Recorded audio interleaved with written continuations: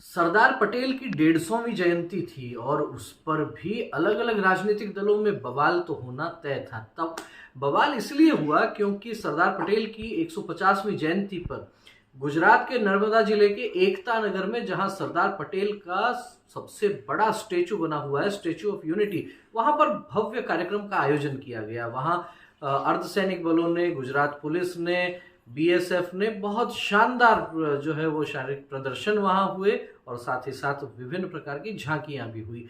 और जितना भव्य कार्यक्रम था उसकी कल्पना नहीं की जा सकती। बहुत शानदार भव्य परेड का भी आयोजन किया गया। शायद कांग्रेस को यह अनुमान नहीं होगा कि उनकी ही पार्टी के एक बड़े नेता, देश के पहले गृह मंत्री सरदार वल्लभ भाई पटेल की 150वीं जयंती पर इतना बड़ा कार्यक्रम भी हो सकता है।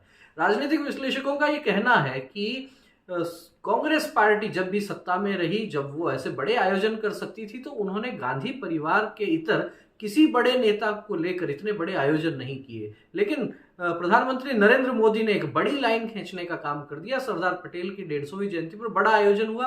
वहीं दूसरी तरफ देखा जाए तो कांग्रेस पार्टी की ओर से जो आयोजन हुआ श्रद्धांजलि का, उसमें मल्लिकार्जुन खड़गे, सोनिया गांधी, राहुल गांधी, तमाम कांग्रेसी नेताओं ने जिस तरीके से श्रद्धांजलि दी है, आप उनकी भाव भंगिमाएं देखकर समझ सकते हैं कि औपचारिकता पूरी करने की सी बात हो गई।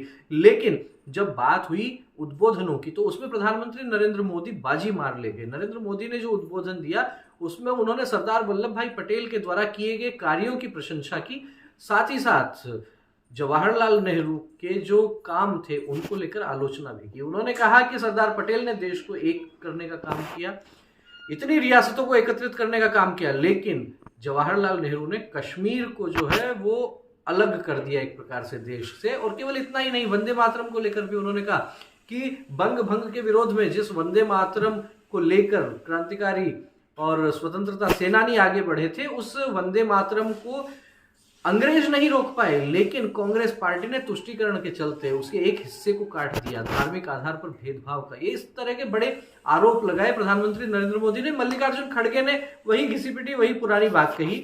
वो बात आप सब भी समझते हैं। आरएसएस पर बैन लगाने की बात कही उन्होंने। सरदार पटेल का हवाला देते हुए कहा कि उनके क्या विचार थे, क्या किस प्रकार की चीजें थी। लेकिन सारे देश ने देखा कि वास्तविकता क्या है।